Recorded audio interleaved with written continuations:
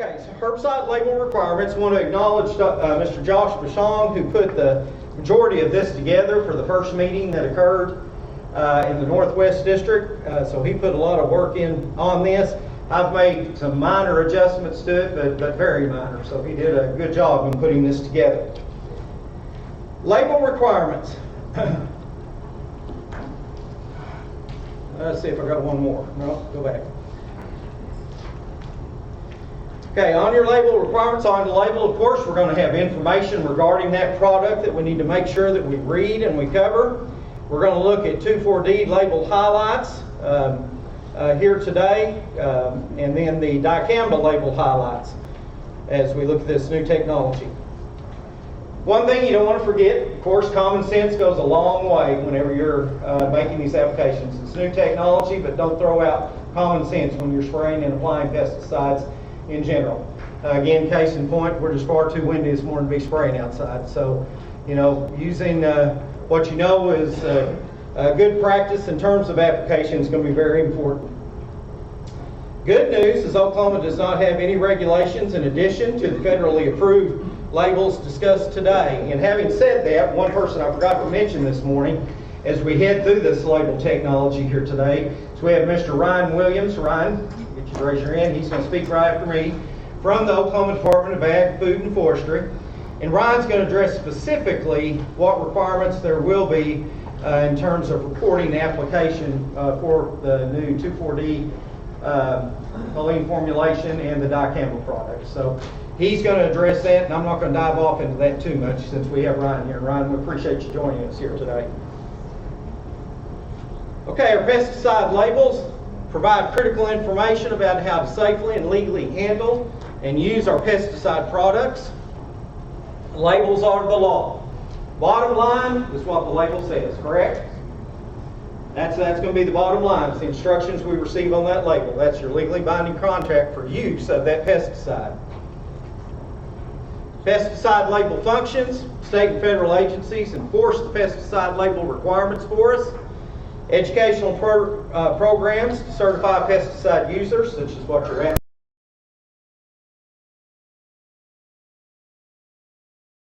And then pesticide users read and follow the label directions. There's no substitute for that. In the end, you're responsible for reading that label and going through it in terms of application. Labels. Original pesticide labels attached to the container. You do want to look at that original label that is on that container. There are supplemental labels that you'll be able to find on the websites that we'll touch base here on in just a minute. Either supplied or purchased at or available online. Contains newly approved uses, directions, and other instructions that are added later. So we look at those supplemental labels for things that have been additionally addressed for that label, and they do not replace the original label. So they're in addition to the original label. Okay, so you want to make sure that you read through your label that's attached to your jug of pesticide that you're getting, as well as reviewing to make sure if you've got any supplemental labels with that. Where to find the labels? One is the Oklahoma Department of Ag, Food, and Forestry Kelly Solutions. Should be listed on there. And the other is CDMS website, pesticide label website. And those are real small to see, but those are two sites you can go to find these labels, and they are posted on both sites there now. Okay, today we're going to talk about our new auxin herbicide traits. We'll look at 2,4-D, the Enlist Duo system. Addresses corn, cotton, and soybean. Of course, we're a little biased towards cotton down in this area, but it does address those three crops. And then the dicamba product, which has Extendamax, Ingenia, and Fexapan labels associated with it, and addresses cotton and soybean. So what could go wrong? Is there still a problem, even with these new herbicide technologies, with practically no drift potential associated with them in terms of volatilization and moving off target? Is there still a problem? Well, yeah, there's still a problem. You could have particle drift if you're spraying in the wrong wind conditions, if you're spraying at the wrong height above your crop, if you have your pressure on your sprayer up too high and you're producing a lot of fines. So we got to pay attention to what that label requirement tells us in terms of application conditions out there. And or we can end up, see if I can get this to work, with a lot of phenoxy damage on top of a cotton crop plant like that. Randy, you've never seen that, have you? None, never. So there are still issues that we've got to be careful with. And we're going to talk about another issue, and one of those is, will the 2,4-D product, is it okay to use on the dicamba trait or vice versa? How many of you know that answer is no? You cannot cross-use them. You have to use them on the technology they were assigned to. Okay, so you can't use XtendiMax on Enlist systems, and you can't use the 2,4-D culling product on XtendFlex cotton, can you? No, they've got a particular way that they've got to be used. You've got to be familiar with that. So what could go wrong? You still got to be familiar with when you're applying stuff, especially if you're using Bollgard 2 XtendFlex cotton and your neighbor's using Enlist. You got to be real careful and aware of what you're doing. Products do move off site. You're going to have a discussion today about spray drift with Dr. Venturi, volatilization drift, sprayer contamination. New labels have added regulations to try and prevent the movement of off-site product contamination, but again, whose responsibility is it to be aware of your spray conditions? You as the applicator. Summary of the labels. This is a short presentation that I've got to get to. There's a lot of material to review out there. In excess of 100 pages worth of material on that. I've tried to, Josh did a good job of summarizing things up. I added a few things in on that. But one of the things that I'm going to get down to here is that you need to read and be familiar with your label. There's still no substitution for that. Always check the personal protective equipment requirements on each label. XtendMax on their label does not have a respirator use requirement. If I'm correct on that, I'm looking around the room, anybody can change that? I don't think so. Ingenia does have a respirator requirement when you mix and apply it. So you need to be sure to read what are your PPE requirements on this, on each label. It's ultimately up to the applicator to apply pesticides correctly. The Enlist Weed Control System. Dow AgroSciences. Enlist Duo, herbicide name is 2,4-D choline and glyphosate. Corn, cotton, and soybean. Only 2,4-D products with Colex-D technology is allowed on this. Okay, no substitution of other D products. It has to be the Colex-D formulation. Enlist corn, I'm going to mention these but go by pretty quick. Tolerant of Enlist Duo and the FOP herbicides such as Holon. Tolerate 2,4-D burn down treatments prior to up to the V8 stage, about 30 inches in height. And then the DIM herbicides can control volunteer and following crop on that. 50-day pre-harvest interval for forage and corn. Enlist soybeans, tolerant of Enlist Duo and glufosinate herbicides, Liberty.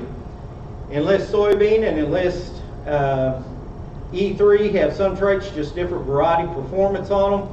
Emergence to full flowering is the timing which you can apply this, up to the time that you can apply this pesticide in soybeans.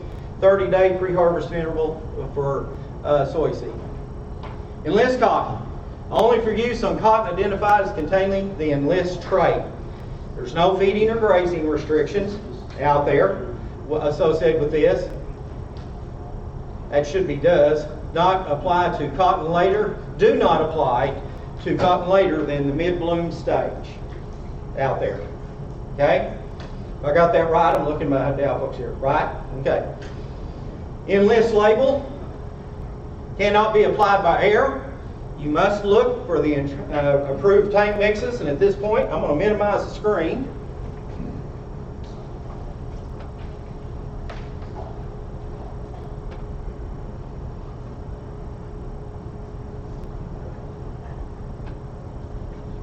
And here is the Enlist website with listed products. Starting with listed products there. And this is enlisttankmix.com.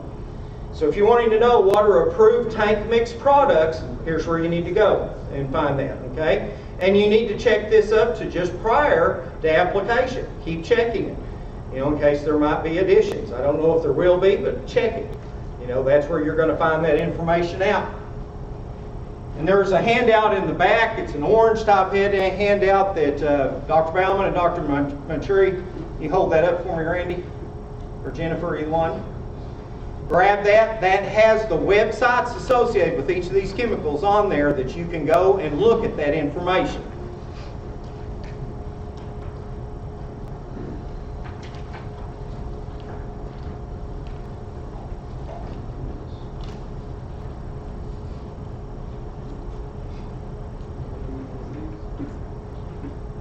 Okay, approved tank mixes, approved spray nozzles. Okay, there's a section on your label, on the enlist label, that you'll look at, and it gives you a listing of spray nozzles, from green leaf to high pro to T-jet, that will be approved for use with this product.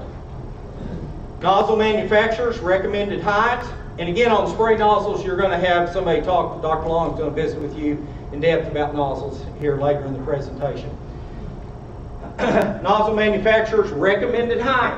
Okay, so you need to pay attention to the height of application above your crop canopy when you're applying this. Wind between 3 to 15 miles an hour on there in terms of application. I'm going to tell you, you're going to be much safer at 3 to 10 on it, but it does give you up to that point. 10 to 15 gallons per acre spray volume. No nitrogen with the carrier. You need a 30-foot downwind buffer area associated with this product. Okay, that would be close to either sensitive and or susceptible crops.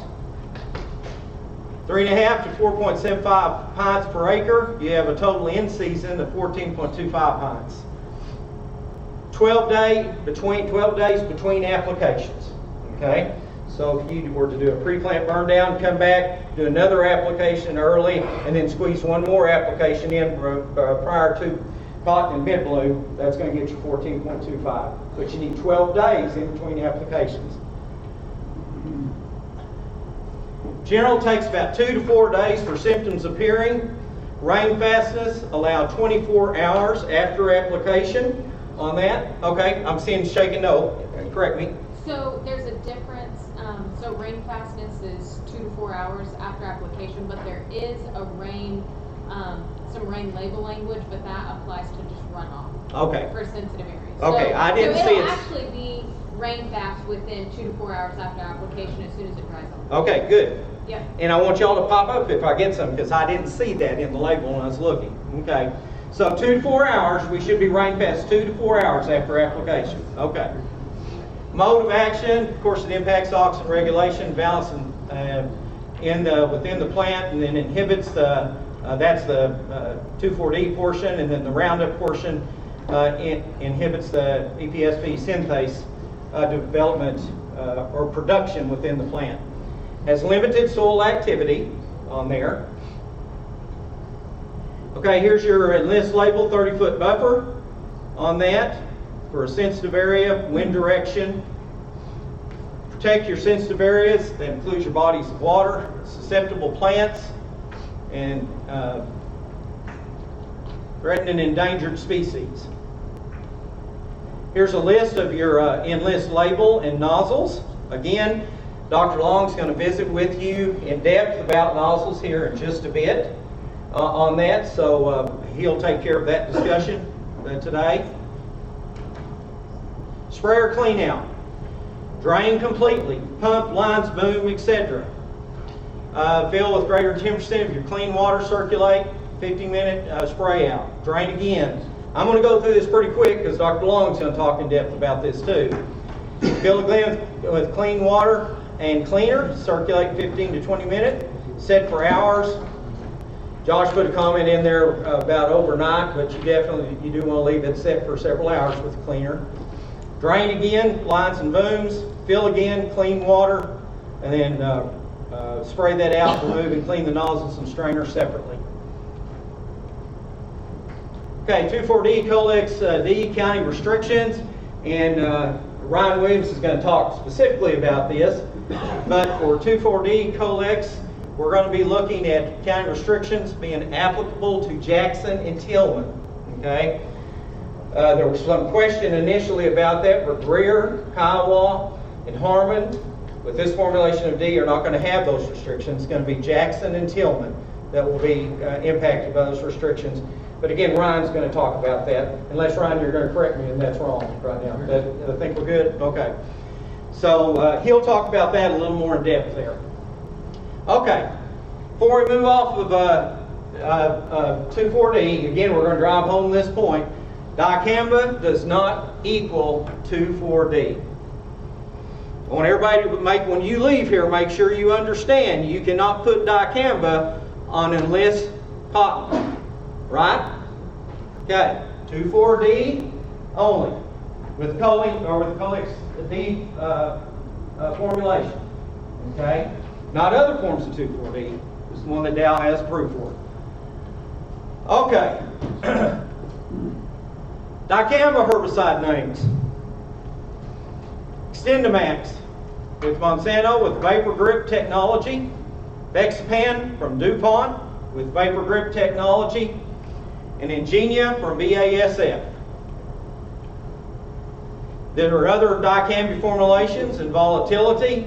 I think right now the note that Josh had down here, and as I've heard, and I'll look over here at Todd to see if he knows any different, probably not likely to see these labeled on cotton or soybean. They're up there. Okay, so again, you've got your dicamba with Vapor Grip technology from Monsanto and from DuPont, and then you've got Ingenia from BASF. Okay, those are the ones that's going to have dicamba in their mix, along with Roundup, that you can utilize on this technology. Dicamba formulations. Extendamax and Bexapan diglycolamine formulation with Vapor Grip technology. Ingenia aminopropylmethylamine molecule formulation in that. Does not have the Vapor Grip in it, but as I understand that, reading the material, they didn't feel like it was necessary with that because of the size of the molecule and the ability to get to the plant and stay there with it. So, Extendamax Bexapan for cotton and soybean. Cotton emergence, you can apply from emergence up to 7 days pre-harvest interval. Of course, the dicamba, the glyphosate, and then glufosinate with Volgart 2 Extendamax cotton or Synflex cotton on that. It's going to allow you to be able to do the Roundup, the dicamba, as well as the Liberty in there. So you've got multiple gene on that. Soybean emergence to R1 growth stage, dicamba, and glyphosate or Roundup. Extendamax and Bexapan label continued. Cannot be applied by air. You need to check your websites within 7 days for approved tank mixes, adjuvants, and spray trips. And I'm just going to open that real quick for you again.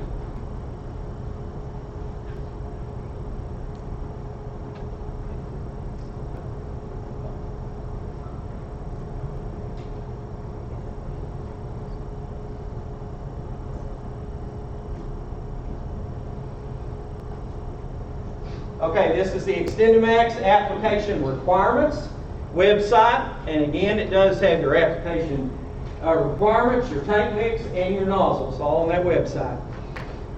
I believe on that label it indicates that you do need to check within 7 days prior to application on that and make sure that there's not been any changes on that.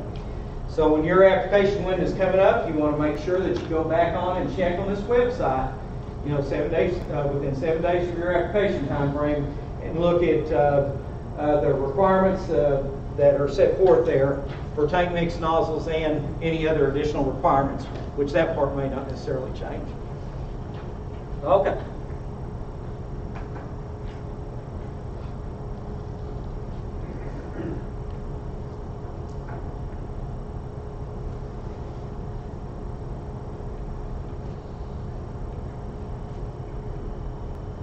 Okay, Extendamax Specs bean on soybean.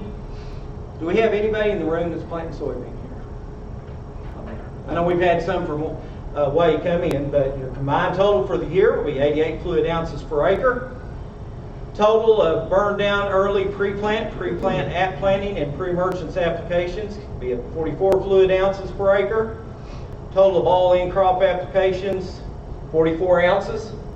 On that, maximum in-crop single application though is 22 ounces allowed. For cotton, same yearly application limit of 88 fluid ounces. Pre-plant, at planting, pre-emergence, you can have 44 ounces under those application scenarios. Total in-crop applications can be up to 88. Single in-crop application on that is 22 ounces. 24-inch max spray height, crop canopy. 4-inch max weed height. Okay, it's very specific on the label. If you look at that, if your weeds get bigger than 4 inches on that, then that's going to be off-label in terms of what the company's going to look at. Wind between 3 to 15 miles an hour. Buffer area 110 feet, 22 ounce rate. You've got a differentiation here. So buffer area at the 22 ounce rate, 110 foot. If you're up to the 44 ounce rate, then you need 220 feet of buffer area. Extend-to-max label, wind speed, less than 3 miles an hour. Do not apply extend-to-max with vapor grip technology, and one of the big reasons you're looking at that, when you get dead calm out there in that 0 to 3 deal, you start running the issue or the risk of temperature inversions that you need to be careful for, which could be movement off target. So you need to be careful. You want some vertical air mixing. That's why you'd like to see at least generally 3 to 5 miles an hour when you're applying, so you can get some vertical air mixing and that product move on down to target.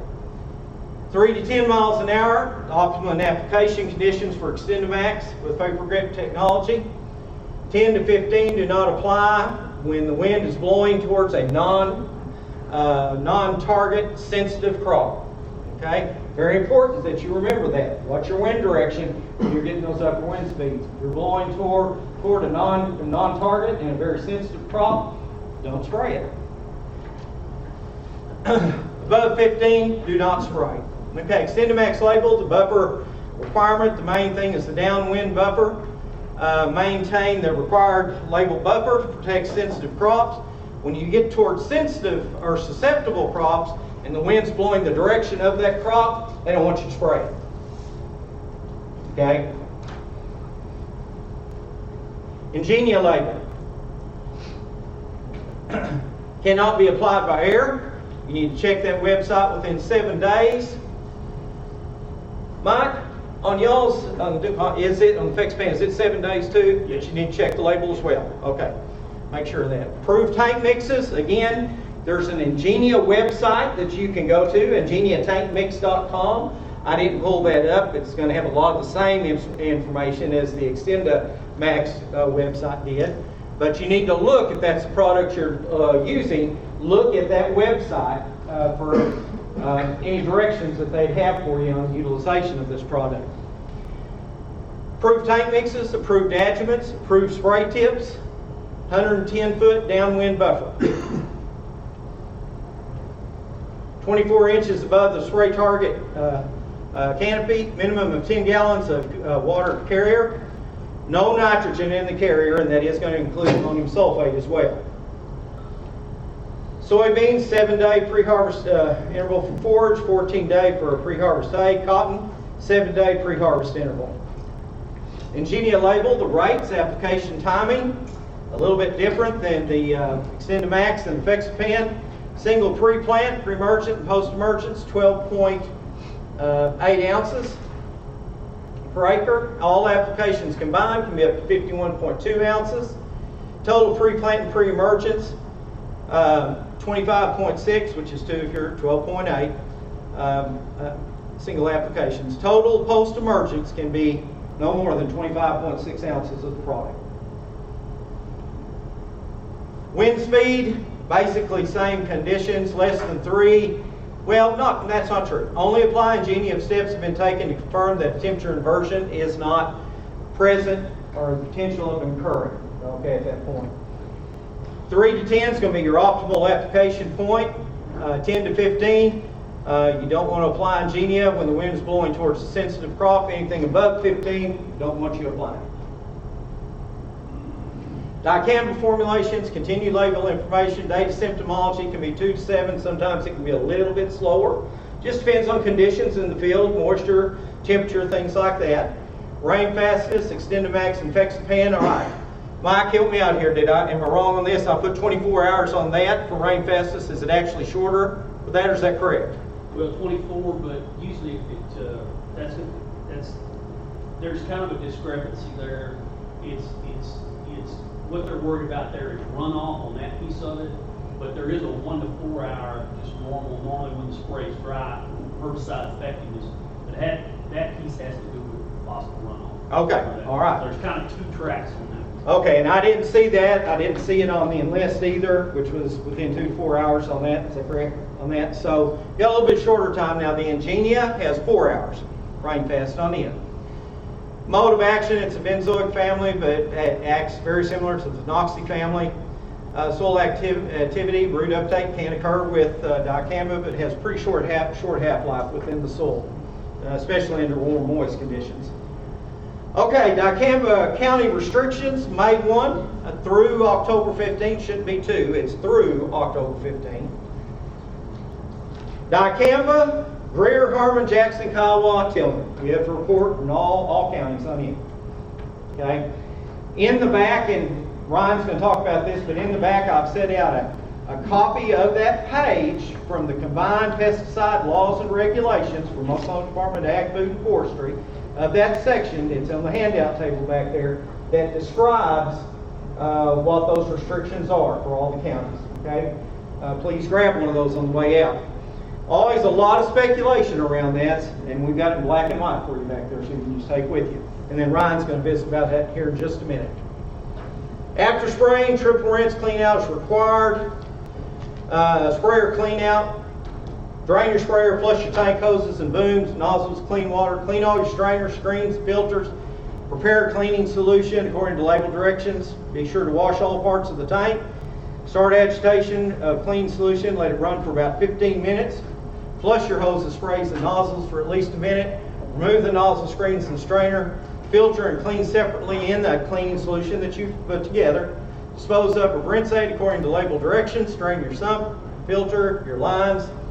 Put everything back in place and flush it one more time with clean water. All right. Now again, this is what's stated on the label in terms of clean out. Okay, what you need to pay attention to. Josh put this in as a good resource. It says an excellent resource of clean sprayers and other equipment. Around 50 pages. You've got the website down there at the bottom. Removing herbicide residues from agricultural application equipment. John, are you familiar with that publication? So if you want to jot that website down, if you don't have it, if you'll see me afterward, we'll pull it up for you and let you write that down. Approved tank mixes, nozzles, and additives.